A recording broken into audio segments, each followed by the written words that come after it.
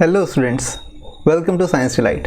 तो science delight में हम क्या कर रहे हैं, मोल कंसेप्ट कर रहे हैं। तो मोल कंसेप्ट में हमने कहाँ तक कर दिया, ये question based on mole concept हम कर रहे थे। तो जिसमें हमने क्या क्या किया था, एक बार हल्का सा रिवीजन कर लेते हैं। जिसमें हमने किया calculation of actual mass of single atom. Single atom का मास निकाला था, जैसे हमने किससे डिवाइड कर दिया था, 6.023 × 10⁻23 से डिवाइड कर दिया था एक एटम का।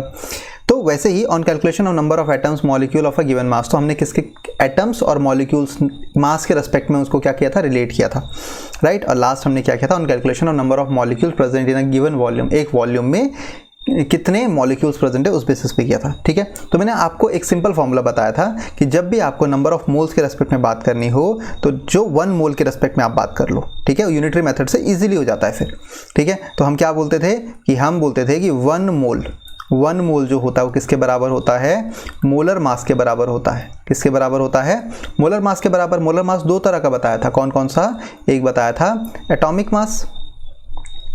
मास और एक बताया था मॉलिक्यूलर मास, राइट। ये क्या है, ग्राम, ये भी क्या है, ग्राम मॉलिक्यूलर और ग्राम एटॉमिक मास, ठीक है, इज इक्वल टू, फिर क्या बोला था, ये होता है कितने, एवोगैड्रो नंबर एटम्स के बराबर, ठीक है। या पार्टिकल्स लिख देता हूं मैं, इतने पार्टिकल्स के बराबर। और ये कितना वॉल्यूम होता है इसका, 22.4 litre at STP, right. STP पे कितना बताया था, 1 ATM and 273 kelvin, that is 0 degree Celsius. Okay, ये आपको पता है, ठीक है। तो अब यहाँ तक हमने बात डिस्कस कर ली थी। अब आगे बढ़ते हैं, इस पर एक क्वेश्चन कर लेते हैं, राइट। तो इस पर एक क्वेश्चन है, calculate the number of molecule present in 350 centimetre cube of ammonia at 273 kelvin and 1 ATM pressure. तो ये तो ऑब्वियसली STP की बात कर रहा है, कोई डाउट ही नहीं है, ठीक है। तो अब क्या क्या दिया हुआ है, क्या निकालना है, नंबर ऑफ मॉलिक्यूल निकालना है और आपको क्या दिया हुआ है, वॉल्यूम दिया हुआ है। सेंटीमीटर क्यूब है ना, तो वॉल्यूम है, ठीक है। तो हमें पता है कि 1 मोल में कितना होता है, हमें एटम्स की बात करते हैं तो एवोगैड्रो नंबर एटम्स होते हैं और इसमें 22.4 लीटर होता है। और याद करो मैंने आपको क्या बताया था कि 1 लीटर या 1 मीटर क्यूब जो होता है वो 1000 लीटर के बराबर होता है। 1 डेसीमीटर क्यूब जो होता है वो 1 लीटर के बराबर होता है और 1 सेंटीमीटर क्यूब जो होता है 1 ml के बराबर होता है, राइट। वो 1 ml के बराबर होता है। तो मुझे किसकी जरूरत है, सेंटीमीटर क्यूब है, तो मुझे इस लीटर को ml में कन्वर्ट करना पड़ेगा। लीटर को मिलीलीटर में कन्वर्ट करने के लिए किससे मल्टीप्लाई करते हैं, 22.4 इंटू 1000 से मल्टीप्लाई कर दो तो ml आ जाएगा। ये आ जाएगा 22400 ml, ठीक है।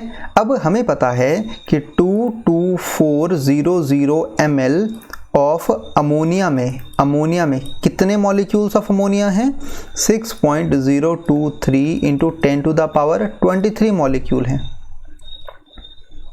राइट। तो 1 ml में कितना होगा, 1 ml में होगा कितना 6.023 into 10 to the power 23 upon 22400 molecule, right. और हमें कितने ml में निकालना है, 350 ml में निकालना है, राइट। 350 ml में भी निकल जाएगा, 6.023 into 10 to the power 23 upon 22400 into आप कर दोगे किससे, 350 से, तो 0 से 0 कैंसिल हो गया। अब आप इसको सॉल्व कर सकते हो यहाँ पर आराम से, ठीक है। तो 6.023 into 10 to the power 23 upon, अब देखो 5 से कट करें, 5 7 35, तो इंटू 7 हो गया। और यहाँ पर कितना हो जाएगा, 5 4 20, 5 4 20, 5 8 48, राइट। तो 7 से और कट करूँ, 7 6 42 और 28, 7 4 28, तो 7 से तो पूरा कट हो गया। अब 64 है, तो ये अप्रॉक्स में आ जाएगा नियर अबाउट, ये आ जाएगा,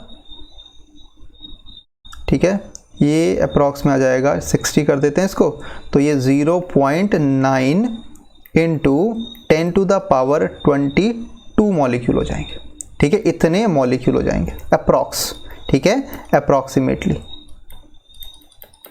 ओके। ये अप्रॉक्सीमेटली इतने मॉलिक्यूल आ जाएंगे, ठीक है। 0.9 भी हो सकता है, 0.8 के आसपास भी हो सकता है, तो इतने मॉलिक्यूल आएंगे, ठीक है। आप इजीली कैलकुलेशन करके उसको देख सकते हो, ठीक है। मेरा मोटो आपको कैलकुलेशन करना नहीं, मेरा मोटो आपको समझाना था कि क्वेश्चन सॉल्व कैसे करना है, राइट। चलो नेक्स्ट देखते हैं, ये चीज़ हो गई। अब यहाँ पर हमारे पास नेक्स्ट आता है right. On calculation of sizes of individual, size of individual of atom और मॉलिक्यूल, देखो हमें पता है वॉल्यूम, वॉल्यूम ऑफ एटम पता है ना, एटम, ठीक है। वॉल्यूम ऑफ एटम क्या होता है 22.4 लीटर, 22.4 लीटर। अगर मैं इसको सेंटीमीटर क्यूब में करूँ तो कितना हो जाएगा 22400 सेंटीमीटर क्यूब,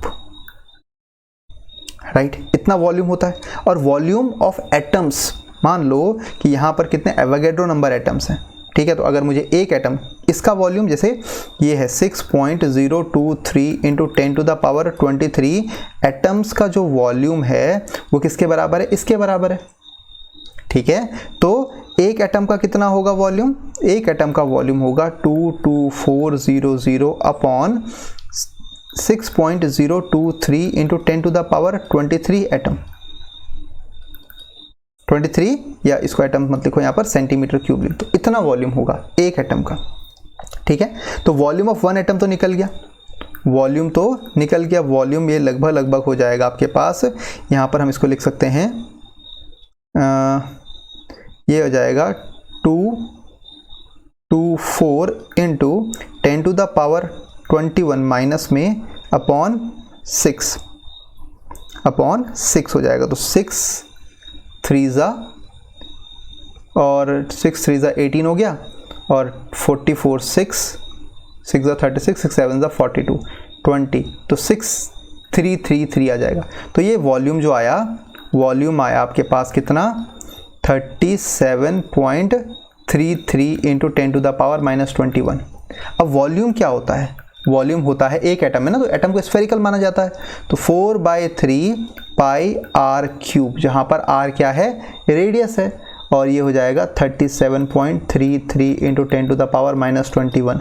तो आर क्यूब की वैल्यू समझ रहे हैं आप कितनी है, आर की वैल्यू हो जाएगी 37.33 इंटू 10⁻⁻21 इंटू 3 अपॉन 4 पाई का 1/3, पावर में 1/3, रूट में आ गया, रूट क्यूब रूट जिसे बोलते हैं। समझ में आ रही बात, पक्का ये चीज़ आपको क्लियर हो जाएगा, ओके ना, पक्का ना। चलो आगे बढ़ते हैं, ठीक है, ये चीज़ क्लियर है ना। ये आर इज रेडियस निकल जाएगा आपका, एक एटम का radius, okay. Next, assuming the density of water to be 1 gram per ml, calculate the volume occupied by 1 molecule of water. Volume occupied by 1 molecule of water, density आपको 1 gram per ml दी हुई है, ठीक है। तो density जब इतनी दी हुई है और वॉल्यूम निकालना है एक मॉलिक्यूल का, तो आपको पता है कि 6.023 into 10⁻23 molecule of water is equal to कितना हो गया, कितना हो जाएगा 22.4 लीटर हो जाएगा, राइट। अगर ml में करना है तो कितना हो जाएगा 22400 ml हो जाएगा। तो एक मॉलिक्यूल का कितना होगा, एक मॉलिक्यूल ऑफ वाटर का, तो 22400 अपॉन कितना हो गया 6.023 इंटू 10⁻23 आ गया। इतना इसका क्या आ जाएगा ml आ जाएगा, सॉरी, इतना इसका क्या हो जाएगा ml में हो जाएगा, गॉट इट।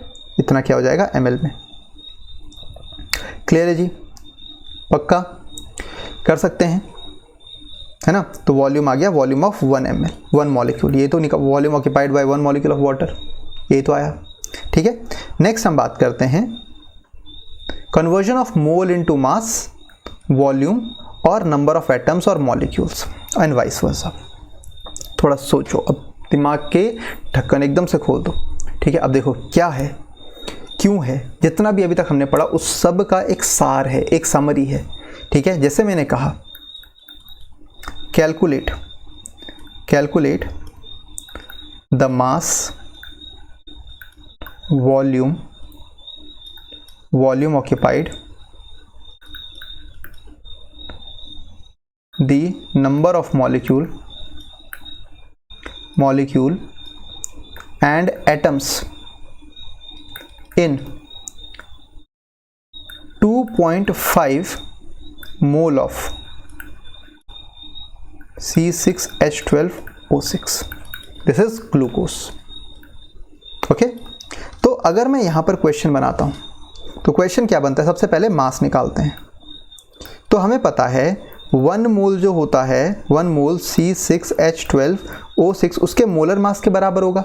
तो मोलर मास हो गया कितना इसका, 12 × 6, कार्बन का 12 होता है, प्लस 1 × 12 प्लस कितना 16 × 6। तो इसको कैलकुलेट करेंगे तो 180 आ जाएगा। तो ये 180 ग्राम आ गया।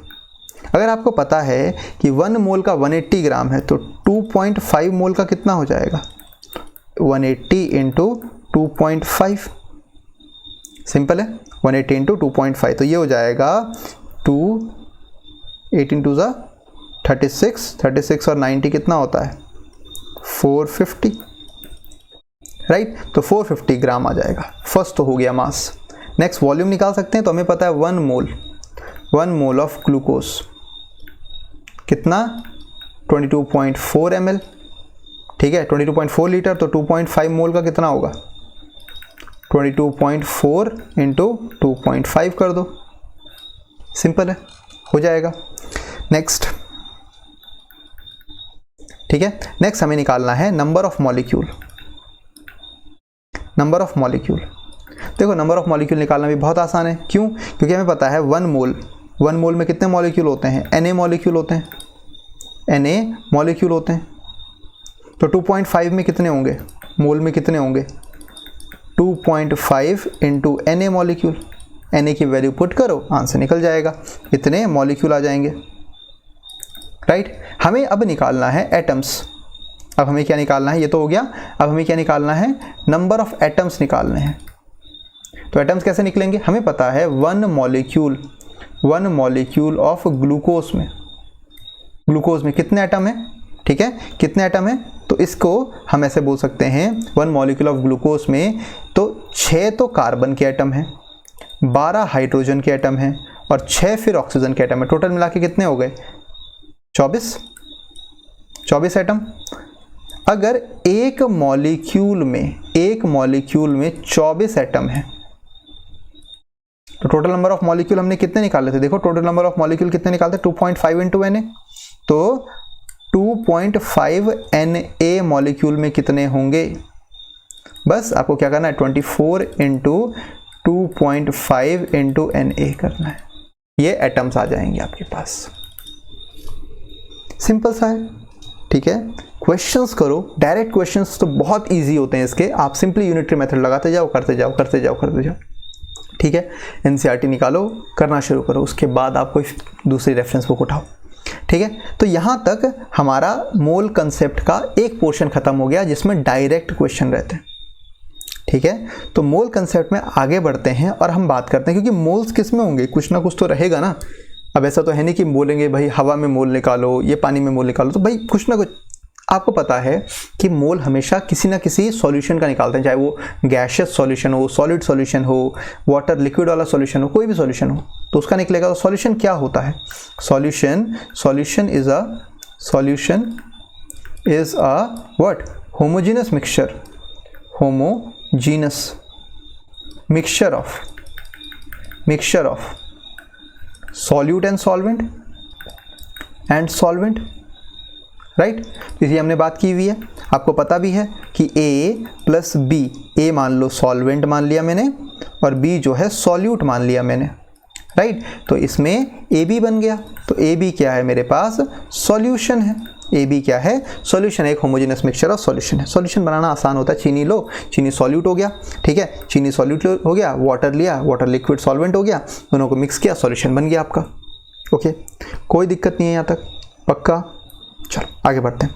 तो सॉल्यूशन में एक टर्म आती है कंसंट्रेशन ऑफ सॉल्यूशन। देखो हम मोल कंसेप्ट कर रहे हैं तो कंसंट्रेशन टर्म हमें पता होनी चाहिए। कंसंट्रेशन का मतलब होता है basically amount of solute present in a solution, उसे हम क्या बोलते हैं, उसे हम बोलते हैं कि वो कंसंट्रेशन है, कि कितना नंबर ऑफ मोल्स ऑफ या moles of solute present in a solvent या सॉल्यूशन, तो वो कंसंट्रेशन कहलाती है, ठीक है। तो कंसंट्रेशन को आप सिंपली बोल सकते हो number of moles of solute upon volume of solution, volume of solution. इसी को ही हम क्या बोलते हैं, कंसंट्रेशन बोल देंगे। इसी को ही हम क्या बोलेंगे, कंसंट्रेशन। अब कंसंट्रेशन से रिलेटेड टर्म इतनी आसान नहीं है, बहुत वाइड होता है कंसंट्रेशन, किस रेस्पेक्ट में आप पूछ रहे हैं, ठीक है। तो इसी से रेस्पेक्ट में कंसंट्रेशन टर्म्स हम सीखते हैं, ठीक है। तो कंसंट्रेशन टर्म्स कौन कौन सी हैं उनके बारे में बात करते हैं। तो कंसंट्रेशन टर्म्स में सबसे पहली कंसंट्रेशन टर्म आती है weight by weight percentage, right. दूसरी कंसंट्रेशन टर्म हम पढ़ते हैं weight by volume percentage, right. तीसरी पढ़ते हैं वॉल्यूम बाय वॉल्यूम परसेंटेज। चौथी पढ़ते हैं व्हाट, यहाँ पर पार्ट पर मिलियन, राइट। पांचवी पढ़ते हैं दैट इज पार्ट पर बिलियन, राइट। ये ppm से इसको डिनोट करते हैं, इसको ppb से। सिक्स्थ पार्ट पर थाउजेंड, राइट, पार्ट पर थाउजेंड दैट इज pptb बोल देते हैं, ठीक है।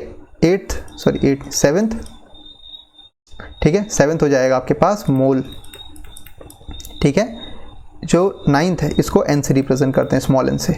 जो आपके पास एट्थ है, एट्थ में आ जाएगा मोल फ्रैक्शन, राइट, इसको हम काई से रिप्रेजेंट करते हैं। नेक्स्ट मोल फ्रैक्शन के बाद आता है मोलैरिटी। मोलैरिटी को कैपिटल M से यूज़ किया जाता है। 10 पे आएगा मोलैलिटी, स्मॉल m से यूज़ करते हैं। और 11 पे आएगा नॉर्मैलिटी, इसको कैपिटल N से यूज़ करते हैं, ठीक है। आई होप इतनी बात आपको समझ में आ गई। These are the concentration terms, ठीक है। एक एक करके इन सबको हम डिस्कस करेंगे। तो सबसे पहले हम बात करते हैं किसकी, वेट बाय वेट परसेंटेज की। सबसे पहले हम बात करते हैं वेट बाय वेट परसेंटेज की। तो वेट बाय वेट परसेंटेज क्या है, उसके बाद यहाँ पर हम बात करते हैं किसकी, वेट बाय वेट परसेंटेज, ठीक है। तो अब मैं a प्लस बी सॉल्यूशन बना रहा हूँ, AB बना रहा हूँ सॉल्यूशन, ठीक है, जिसमें ये दोनों क्या है, सॉल्यूट है। ये क्या है, ये एक सॉल्वेंट है, और ये क्या लिखा मैंने, सॉल्यूट लिखा। तो सिंपल है, यहाँ पर मैं क्या लिखूंगा, weight by weight percentage of solute अगर मैं निकाल रहा हूँ, weight by weight percentage of solute generally निकाला जाता है, क्योंकि अमाउंट ऑफ सॉल्यूट ही निकाल रहे हैं। तो कितना होगा, वो होगा weight of solute upon weight of solution into 100, weight of solute upon weight of solution into 100। तो इसको हम कैसे लिख सकते हैं, WB, सॉल्यूट क्या है, B है, W से वेट आ गया, ठीक है। और WA प्लस WB, सॉल्यूशन क्या होता है, A और B का मिक्सचर इनटू 100। सॉल्यूशन तो A और B को मिला के ही बनता है ना। तो यहाँ पर हम बोल सकते हैं कि सर WB जो है वो क्या है, वेट ऑफ सॉल्यूट है, WA जो है वो क्या है, वेट ऑफ सॉल्वेंट है। सिंपल। अब इस पर बेसिक क्वेश्चन देख लेते हैं, सिंपल, ज़्यादा कुछ बड़ा मुश्किल नहीं आता इस पे क्वेश्चन, ठीक है। क्वेश्चन देख लो इस पर, ठीक है। क्वेश्चन है, मान लो if 250 gram of glucose is dissolved in 150 gram of, या आप बोल सकते हो 450 gram of water, what will be the weight by weight percentage of glucose, right. Glucose का वेट बाय वेट परसेंटेज निकालेंगे। क्या, कैसे निकालेंगे, तो आपको पता है सॉल्यूट कौन है, ग्लूकोज, तो 250 अपॉन सॉल्यूशन कौन है, आपके पास 250 plus 450, solute plus solvent into 100।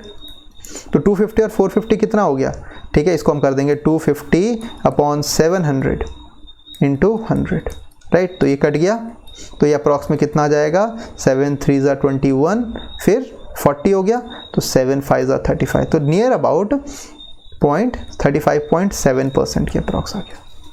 ठीक है, नियर अबाउट कितना आ गया, 7% के आसपास आ गया। क्लियर हुआ? पक्का ना?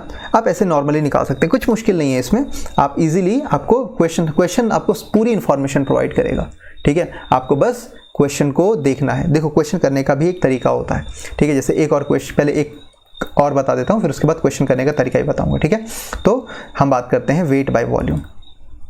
वेट बाय वॉल्यूम, ठीक है, सिंपल सा क्वेश्चन आता है इससे भी, वेट बाय वॉल्यूम परसेंटेज से। देखो, वेट बाय वॉल्यूम परसेंटेज से हम बोल सकते हैं, सिंपल है कि हमने क्या बोला यहाँ पर, जो अगर वेट बाय वॉल्यूम परसेंटेज निकाल रहे हैं तो क्या होगा, वेट ऑफ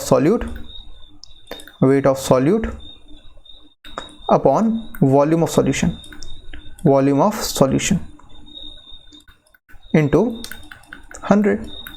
ठीक है, इनटू 100 कर देंगे। तो यहाँ पर क्वेश्चन जो बनता है आपके पास, ठीक है, इसको ऐसे भी लिख सकते हो आप, इसको ऐसे भी लिख सकते हो, WB upon VA plus VB। A किसके लिए, सॉल्वेंट के लिए, B क्या है, सॉल्यूट के लिए, इनटू 100। ओके, सिंपल सी। अगर इसको लिखना है तो कैसे लिखेंगे, देखो क्वेश्चन कैसे आता है इस पर बेस्ड। देखो क्वेश्चन नंबर 1, अगर डायरेक्ट क्वेश्चन पूछना है तो क्वेश्चन पूछ लेगा, calculate weight by volume percentage if 15 gram of solute मतलब कुछ भी, अमोनियम क्लोराइड बोल दो, NH4Cl is dissolved in 100 ml of water. Simple है। तो यहाँ पर क्या हो गया, यहाँ पर आप देखो, यहाँ पर 100 ml ऑफ वाटर। ठीक है, तो यहाँ पर अब देखो, यहाँ पर एक चीज़ें आपको, कुछ चीज़ें दिमाग में रखनी है। ठीक है, 100 ml ऑफ वाटर में डिजोल्व किया, तो यहाँ पर सिंपल वेट ऑफ सॉल्यूट कितना हुआ, 15, वेट ऑफ सॉल्यूशन कितना हुआ, 100 इंटू 100। तो ये कितना आ गया, 15% आ गया। ये कितना आ गया, 15% आ गया। तो मैं बोलूंगा क्या ये सही है, बताओ क्या ये सही है? देखो, ये सही नहीं होगा। क्यों नहीं होगा? क्योंकि आपको पता है जो सॉल्यूशन होता है वो सॉल्यूट और सॉल्वेंट दोनों से मिलता है। ठीक है, सॉल्यूट और सॉल्वेंट दोनों से मिलके बनता है। तो इस क्वेश्चन को कैसे कंप्लीट करेंगे? देखो, ये क्वेश्चन तो गलत हो गया। ठीक है, ये क्वेश्चन तो गलत हो गया। गलत से ही हम इसको सही करेंगे। देखो कैसे, आपको हमेशा पता होना चाहिए, ये चीज़ हमेशा पता होनी चाहिए कि जो वाटर की डेंसिटी होती है, वो कितनी होती है। ठीक है, जो वाटर की डेंसिटी होती है, डेंसिटी ऑफ वाटर, ये आपको पता होना चाहिए, 1 ग्राम पर ml ही होती है, 1 ग्राम पर ml ही होती है। दूसरी बात, ऐसे क्वेश्चन जब भी आएंगे तो आपको यहाँ पर डेंसिटी ऑफ सॉल्यूशन भी देगा। अगर ऐसा क्वेश्चन आता है तो डेंसिटी ऑफ सॉल्यूशन भी देगा। ठीक है, मान low density of solution 1.1 gram per ml दे दिया। ठीक है, तो इस केस में क्या बोलेंगे आप? देखो, यहाँ पर सबसे पहले निकालो मास ऑफ वाटर। क्यों निकालेंगे उसकी बात करते हैं। मास ऑफ वाटर कितना हो गया, 100 ग्राम ही हो गया। देखो, क्योंकि डेंसिटी तो 1 है। ठीक है, density is equal to mass upon volume होता है, राइट। डेंसिटी कितनी है, 1, मास हमें निकालना है, वॉल्यूम है 100 ml। ठीक है, तो ग्राम पर ml में तो मास भी कितना आ गया, जो मास आ गया वो 100 ग्राम आ गया। तो मास ऑफ सॉल्यूशन निकल सकता है यहाँ से हमने मास ऑफ सॉल्यूशन निकाल दिया। यहाँ से हमने क्या निकाल दिया, मास ऑफ सॉल्यूशन कितना हो गया, 100 plus 15 that is equal to 115 gram. 115 gram mass of solution निकल गया। अब हमें निकालना क्या है, वेट बाय वॉल्यूम परसेंटेज। तो देखो, हमने क्या निकाला सबसे पहले, क्योंकि हमें पता था हमें तो वॉल्यूम ऑफ सॉल्यूशन निकालना है ना। तो volume of solution, main purpose तो हमारा वॉल्यूम ऑफ सॉल्यूशन निकालने का ही है। ठीक है, अभी तक निकला नहीं है। तो हमें पता है डेंसिटी ऑफ सॉल्यूशन जो होगा वो किसके बराबर होगा, मास of solution upon volume of solution, right. तो वॉल्यूम ऑफ सॉल्यूशन जो होगा वो किसके बराबर होगा, वो होगा मास अपॉन डेंसिटी। तो वॉल्यूम ऑफ सॉल्यूशन तो हमको निकालना ही है। मास कितना है, मास है 115, राइट, 115 निकला, 115 ग्राम। और डेंसिटी ऑफ सॉल्यूशन कितना दिया हुआ है, देखो 1.1, तो 1.1, तो ये अप्रॉक्स में आ जाता है कितना, ये हो गया 1 पॉइंट कटा 0 आ गया तो 14 पॉइंट, ठीक है। डिवाइड करके देख लेते हैं इसको, ठीक है। यहाँ पर ये हो गया 115/0/11 1, ठीक है। ये हो जाएगा 0, ये हो जाएगा कितना 4 पॉइंट कितना हो गया 44 66 तो 104.6, ठीक है। इतना क्या, इतना ml आ जाएगा।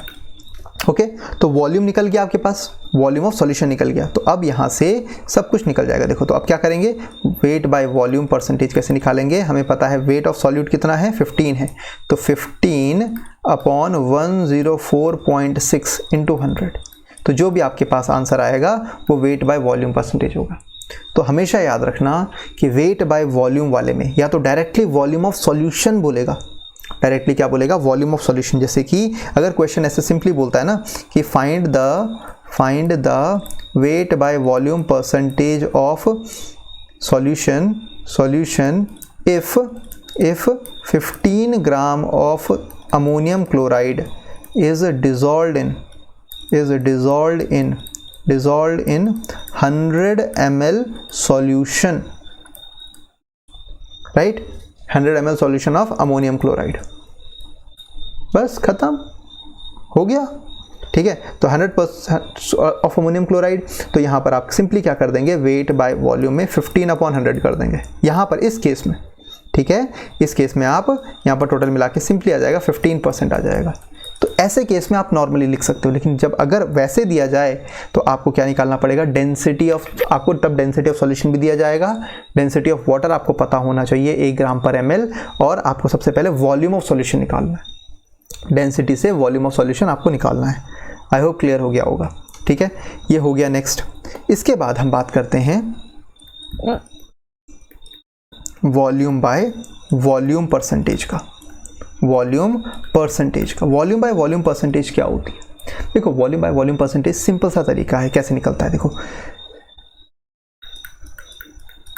वॉल्यूम ऑफ सॉल्यूट, ठीक है, VB कर दिया अपॉन VA प्लस VB कर दिया इनटू 100, कोई झमेला है ही नहीं, ठीक है। क्वेश्चन भी अगर देगा तो बोलेगा find the volume by volume percentage of solution if 30 ml of water, ethanol is added to 70 ml of water, right. तो यहाँ पर कितना हो जाएगा, यहाँ हो जाएगा 30/30 plus 70 into 100, that will be equal to 30%। Simple सा क्वेश्चन आएगा इसमें से, अगर आएगा तो बहुत सिंपल सा क्वेश्चन आएगा 1 या 2 मार्क्स में, ठीक है। आप इजीली कर ले जाओगे, तो ऐसे क्वेश्चंस में फंसना नहीं है, ठीक है।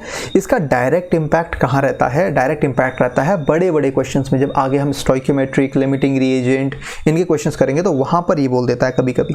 देखो कभी कभी आपको फंसाने के लिए बोलता है, ठीक है। जैसे कुछ भी बोलेगा कि if weight by weight percentage of NH4Cl is 15%, ठीक है, is 15%, ठीक है। तो फाइंड द, कुछ भी मोलैरिटी निकालने को बोल देगा, फाइंड द मोलैरिटी, राइट। तो उस केस में आपको घबराना नहीं है, उस केस में आगे हम बात करेंगे उसकी। तो ऐसे अगर कभी क्वेश्चन आता है तो आपको सबसे पहले सॉल्यूट अमोनियम क्लोराइड की वैल्यू निकाल दो। तो हम 15% की बात कर रहे हैं ना, तो हमें पता है कि अगर ऐसा कभी क्वेश्चन आता है तो आप क्या बोलोगे, लेट द सॉल्यूशन बी 100 ग्राम, ठीक है। तो अब ऑटोमेटिकली क्या हो जाएगा, 15 ग्राम ऑफ सॉल्यूट जो कि कौन सा है, अमोनियम क्लोराइड है, इज प्रेजेंट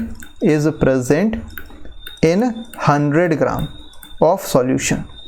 देखो ये चीज़ तभी इंपॉर्टेंट रहती है, क्यों रहती है, देखो क्यों बोल रहा हूँ मैं ऐसा, ठीक है। अगर क्वेश्चन आता है कि द वेट बाय, क्या होता है, calculate the molarity of a solution having solute concentration 15% weight by weight, तो यहाँ पर तो कुछ भी नहीं दिया हुआ है, तो उससे आप सॉल्यूशन और सॉल्यूट दोनों की वैल्यू निकाल दोगे। हम आगे इस पर भी क्वेश्चन करेंगे, अभी बस इसको ध्यान रखने के लिए बोल रहा हूँ, ठीक है। अभी बस इतना ध्यान रखो कि अगर कभी भी आपको वेट बाय वेट परसेंटेज में क्वेश्चन पड़ जाता है, दिख जाता है, ठीक है, और निकालना कुछ और चीज़ है और आपको सिर्फ वेट बाय वेट परसेंटेज दिया हुआ है, तो आप लेट लेके चलोगे कि सॉल्यूशन ही 100% है, सॉल्यूशन ही क्या है 100 ग्राम है, तो solute automatically weight by weight percentage से आप निकाल ले जाओगे। ठीक है, ये बहुत काम आएगा आपके, समझ में आई बात। ये वाला क्वेश्चन बहुत इंपॉर्टेंटली कभी कभी फंसाने के लिए बोल देता है। ठीक है, तो ये चीज़ आप ध्यान में रखना, आगे हम क्वेश्चंस में भी करेंगे, आगे क्वेश्चंस में भी पूछूंगा मैं आपसे। राइट, नेक्स्ट देखो,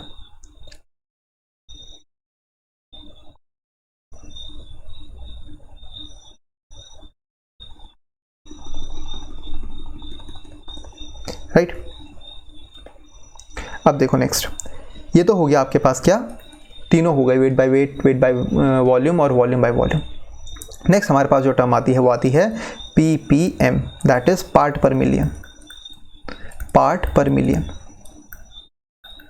देखो आपने कभी तो BOD का नाम सुना होगा, इसको बोलते हैं बायो केमिकल, या कोई कोई बायोलॉजिकल भी बोलता है ऑक्सीजन डिमांड। राइट, देखो क्या होता है ना, पानी में कितनी गंदगी है वो डिपेंड करता है उसके ऑक्सीजन लेवल पर। ठीक है, होता क्या है, हम जैसे मानव हैं, ठीक है, अपने आप को बहुत ऊंचा समझते तो सारा का सारा गंदगी कहाँ डाल रहे हैं, पानी में डाल रहे हैं। राइट, कुछ भी मिला, ठीक है, मिट्टी, पत्थर, गोबर, कपड़े भी वहीं धो रहे हैं, सब कुछ वहीं कर रहे हैं, तो पानी गंदा हो जाता है। अब पानी को अपने आप साफ करने का तरीका भी पता होता है। पानी क्या करता है, पानी के अंदर बैक्टीरियाज होते हैं जो कि ग्रो करते हैं उन ऑर्गेनिक वेस्ट पे। ठीक है, जैसे सीवेज का वेस्ट हो गया, उस पर ग्रो कर दिया, लेकिन उनकी ये गलत बात होती है कि वो पानी का ऑक्सीजन यूज़ करते हैं किसके लिए, उस जो भी एक्स्ट्रा मटेरियल होता है उसको डाइजेस्ट करने के लिए। ठीक है, तो उससे क्या होता है, पानी में ऑक्सीजन लेवल कम हो जाता है। तो भाई टेस्टिंग करते हैं उस वाटर की, अगर पानी में ऑक्सीजन लेवल कम है, नॉर्मल से कम है, तो पानी बहुत पॉल्यूटेड है, पानी क्या है, पॉल्यूटेड है। लेकिन अगर ऑक्सीजन लेवल हाई है तो पानी अच्छा होता है, अच्छा माना जाता है पीने के लिए। ठीक है, तो वही यहाँ पर हम यूज़ करते हैं ऑक्सीजन। जैसे मान लो आपको इन्वायरमेंट में CO2 का कंसंट्रेशन देखना है, ठीक है, तो आप कुछ भी मीटर लगा के तो नहीं देख सकते, तो उसके लिए ppm का यूज़ होता है, पार्ट पर मिलियन का यूज़ होता है। ऐसा थोड़ी ना कि CO2 नहीं, हम मशीन्स के थ्रू यूज़ करते हैं ppm को, तब उसमें कार्बन डाइऑक्साइड का कंसंट्रेशन देखा जाता है, तो ppm में देखा जाता है। ठीक है, तो आप हमेशा याद रखेंगे ppm का फॉर्मूला, ppm के लिए भी सेम वैसे ही यूज़ करते हैं। ठीक है, तो ppm के लिए क्या होगा, ppm पार्ट पर मिलियन के लिए सेम वही वेट ऑफ सॉल्यूट जो भी आप यूज़ कर रहे हैं, तो weight of solution WB into 10⁶ कर दो, तो ये किस में आ जाएगा, पार्ट पर मिलियन में आ जाएगा। ओके, नेक्स्ट अगर मैं पार्ट पर बिलियन की बात करूं, पार्ट पर बिलियन की मैं बात करूं, तो पार्ट पर बिलियन में भी ज़्यादा कोई बड़ी बात नहीं है, आप ppb को निकाल लेंगे कितने से, WB upon WA plus WB into 10⁹ right. और लास्ट में आप किससे निकालेंगे, यहाँ पर PPT को तो आप सिंपल क्या कर सकते हैं, WB upon WA plus WB into 10⁻3, part पर 1000 पे निकल जाएगा। ठीक है, तो इसमें आपको ज़्यादा टाइम वेस्ट करने की जरूरत नहीं, बहुत ईजी है। ठीक है, ppm निकालने को पूछेगा तो आपको सिर्फ 10⁻6 से उसको मल्टीप्लाई कर देना है। PP पार्ट पर बिलियन निकालने को बोलेगा तो आप उसको 10⁻9 से मल्टीप्लाई कर देंगे, और PPT में तो 10⁻3 से। ठीक है, कन्फ्यूज़ नहीं होना है, बहुत सिंपल चीज़ें हैं ये। ठीक है, ये डायरेक्ट क्वेश्चंस आते हैं, डायरेक्ट फटाफट आंसर भी निकल जाता है। ठीक है, इनके एप्लीकेशंस, इनसे कितने वैरायटी से क्वेश्चन बन सकते हैं वहाँ पर दिक्कत होगी। इन पर डायरेक्ट क्वेश्चन आना लॉटरी है, अगर पेपर में इन पर डायरेक्ट क्वेश्चन आ जाता है तो बहुत इजीली आप फॉर्मूले में पुट करो, निकालो। अगर इनके थ्रू इनडायरेक्ट आता है, ठीक है, निकालनी मोलैरिटी है लेकिन पार्ट ppm दिया हुआ है, तो उससे जब तक आप लिंक करना नहीं सीखोगे आपको मोल कंसेप्ट नहीं आएगा। ठीक है, ये बात ध्यान रखना। आगे बढ़ते हैं, देखो बालक लोग आगे देखो। ठीक है, हमने पढ़ना है अब मोल। रे भैया मोल, मोल तो बताया हुआ है। ठीक है, हमें पता है, इतना तो हमको पता है कि मोल SI यूनिट है और 1 मोल किसके बराबर होता है, मोलर मास के बराबर होता है। ठीक है, क्या होता है 1 मोल, और एवोगैड्रो नंबर के बराबर होता है, और क्या होता है 22.4 ml के बराबर होता है। ठीक है। फॉर एग्जाम्पल अगर मैं x मोल की बात करता हूँ, ठीक है, नंबर ऑफ मोल निकालने हैं आपको, x मोल में कितने होंगे, तो x इंटू मोलर मास कर देंगे आप, राइट, x इंटू Na कर देंगे आप, और x इंटू 22.4 ml कर देंगे। सिंपल सी बात है, ये निकालना आसान। लेकिन इन टर्म से नंबर ऑफ मोल निकालेंगे तो क्या होगा, ठीक है, मैं आपको बताता हूँ कि अगर आपके पास m ग्राम है ऑफ सॉल्यूट और इससे आपको मोल निकालना है, इससे आपको क्या निकालना है, मोल को फाइंड करना है, तो आप क्या करोगे पता है, आप लोगे मोलर मास को, ठीक है, मोलर मास को जनरली हम रिप्रेजेंट करते हैं कैपिटल M से। अगर सॉल्यूट की बात कर रहे हैं तो B कर लेते हैं, MB, ठीक है। तो मोलर मास ऑफ सॉल्यूट की अगर मैं बात करता हूँ, वो बराबर होता है 1 मोल के, राइट, वो बराबर होता है 1 मोल के। तो एक, चाहे वो ग्राम है, एक यूनिट जो होगा, 1 ग्राम किसके बराबर होगा, 1 upon molar mass of solute के, राइट। और मुझे कितने का निकालना है, m ग्राम का निकालना है, ठीक है, m ग्राम का निकालना है। तो m ग्राम का कैसे निकलेगा, आपको बस 1 ग्राम से मल्टीप्लाई कर देना पड़ेगा, 1 अपॉन MB इंटू m, ठीक है, ये m इंटू कर दिया हमने, ये कैपिटल है, ओके, राइट। तो यहाँ पर हम क्या बोलेंगे, ये जो आपको पास है ये क्या था, गिवन वेट था, ये क्या था, गिवन वेट, और ये क्या था, मोलर मास, ठीक है। तो इसको हम सिंपल लिख सकते हैं, यहाँ से हम सिंपल लिख सकते हैं क्या, कि जो नंबर ऑफ मोल्स हैं उसको हम निकाल सकते हैं कैसे, गिवन मास अपॉन मोलर मास से। पहली टर्म क्लियर हो गई, इसको पॉइंट नंबर 1 बना दो आप। कैसे निकला मैंने आपको बता दिया यूनिटरी मेथड से। तो आप अब सिंपल नंबर ऑफ मोल्स निकालने होंगे, आप सिंपल ये वाला फॉर्मूला लगाओगे, ठीक है। नेक्स्ट, नंबर ऑफ मोल्स से आपको अगर वॉल्यूम के रेस्पेक्ट में बात करनी है, तो वॉल्यूम में अगर आपको V वॉल्यूम दिया हुआ है, V लीटर दिए हुए हैं, जैसे V लीटर से आपको क्या निकालने हैं, मोल निकालने हैं, V लीटर से मोल निकालने हैं। तो कैसे निकालेंगे, हमें पता है 22.4 लीटर इज इक्वल टू 1 मोल के बराबर होता है, राइट। तो 1 लीटर किसके बराबर होगा, 1 अपॉन 22.4 मोल के, राइट। और कितना, V लीटर कितना होगा, 1 से मल्टीप्लाई कर देंगे, 1 अपॉन 22.4 इंटू V लीटर जो है, ये जो V लीटर है ये मेरे को क्या दिया हुआ था, गिवन वॉल्यूम, राइट। और ये क्या चीज़ है, इसको मैं क्या बोलता था, मोलर वॉल्यूम, आपको याद होगा, right, given volume upon molar volume, ठीक। तो मोलर वॉल्यूम से आप डिवाइड कर दोगे, तो इसको मैं एक और तरीके से लिख सकता हूँ, नंबर ऑफ मोल्स को given volume upon molar volume, that is equal to 22.4 litre at STP, right. Is that clear, okay. Next, number of atoms की बात की जाए, अगर आप नंबर ऑफ एटम्स से आपको क्या निकालना है, मोल्स निकालने हैं, ठीक है। इसको मैं कैपिटल N ही बोल रहा हूँ, कैपिटल NA नहीं, सिर्फ capital N, okay. Capital N atoms है मान लो, इससे आपको मोल निकालना है, इससे आपको क्या निकालना है, मोल निकालना। तो हमें पता है Na पार्टिकल, चलो एटम्स की ही बात कर लेता हूँ, ठीक है। Na एटम्स में कितना होता है, 1 मोल होता है। तो सेम 1 एटम में कितना होगा, 1 अपॉन Na मोल।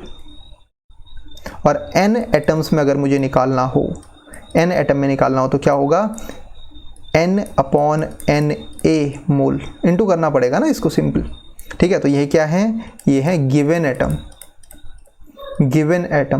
और ये क्या है, एवोगैड्रो नंबर। तो यहाँ से मैं क्या निष्कर्ष निकालूँ, यहाँ से मैं निष्कर्ष ये निकालता हूँ कि जब भी आपको नंबर ऑफ मोल्स निकालने हो तो आप क्या लिखोगे, गिवन मास अपॉन मोलर मास। अगर क्वेश्चन में, ठीक है, मास दिया जाए तो, मास की टर्म में दिया जाए तो, ठीक है, given volume upon molar volume, अगर क्वेश्चन में वॉल्यूम की टर्म में दिया जाए, मतलब यहाँ पर अगर ग्राम, केजी ऐसा दिया जाए तो मास में लेंगे, अगर centimetre cube, decimetre cube, ml, litre ऐसे दिया जाए तो आप ये लेंगे, राइट।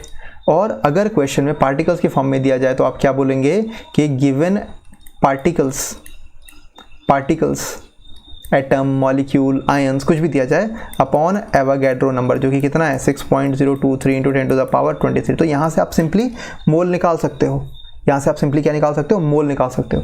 और यही नहीं, इनको आप इजीली रिलेट भी कर सकते हो, ठीक है, इनको आप डायरेक्टली रिलेट कर सकते हो। आप क्या कर सकते हो, देखो मैं इसको सिंपल फॉर्म में लिख रहा हूँ, देखो इसको आप ऐसे भी लिख सकते हो, गिवन मास ऐसे रिलेट कर सकते हो अपॉन मोलर मास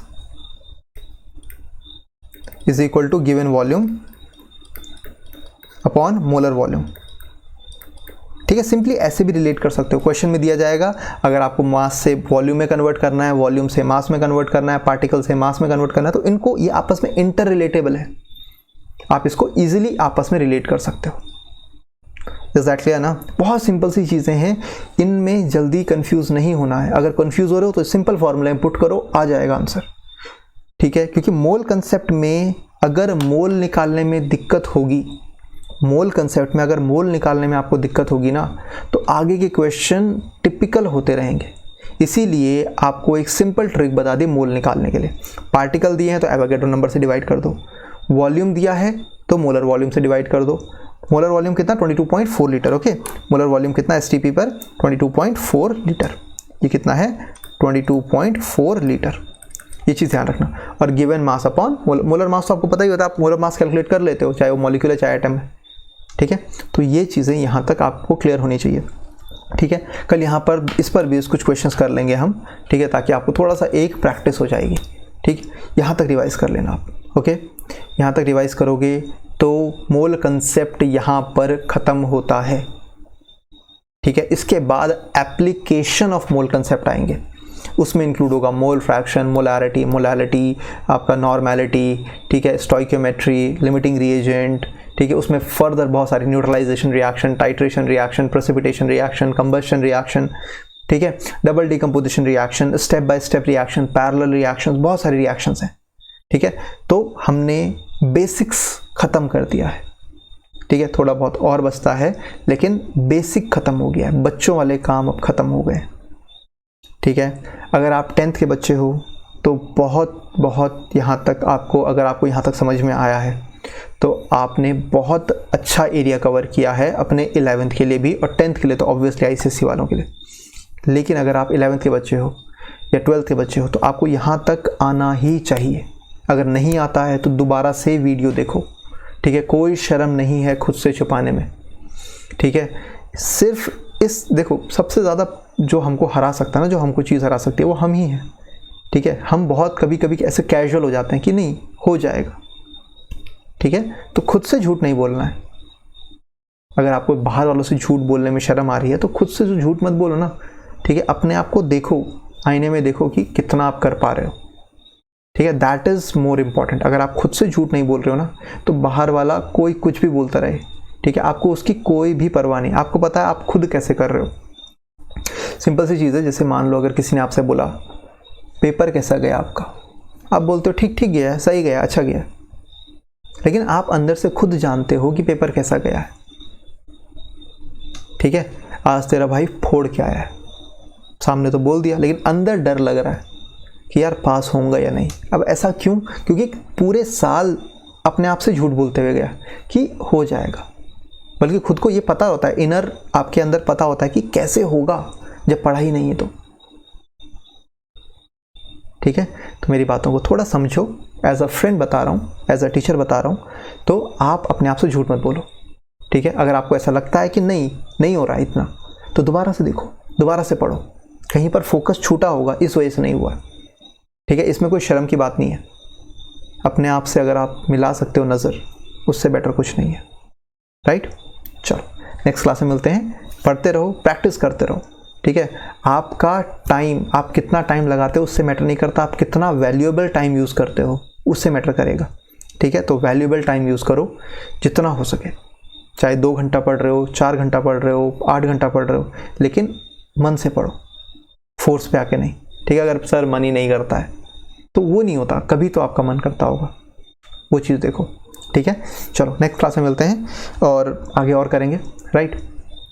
अब बहुत मज़ा आएगा अगर आपने यहाँ तक क्लियर कर लिया ना, ये वाला पोर्शन क्लियर किया, एप्लीकेशन में तो मज़ा आएगा। कहीं से भी कोई भी क्वेश्चन उठाएगा, आपके दिमाग में मोल टर्म स्ट्राइक करना चाहिए, क्योंकि किसी भी सॉल्यूशन में ना मोल हमेशा कांस्टेंट होते हैं। ठीक है, मोल हमेशा कांस्टेंट हो जाते हैं, तो मोल के रेस्पेक्ट में सारे क्वेश्चन हो जाते हैं इजीली। ठीक है, अगर आप मोल के रेस्पेक्ट में कोई भी क्वेश्चन करोगे तो बहुत इजीली हो जाएगा, चाहे वो नॉर्मेलिटी का हो, मोलैरिटी का हो, मोलैलिटी का हो, कहीं से भी कुछ भी घुमा के दे दे। ठीक है, वो हो जाता है। चलो नेक्स्ट क्लास में मिलते हैं, मज़ा आएगा बहुत। ओके, चलो बाय बाय।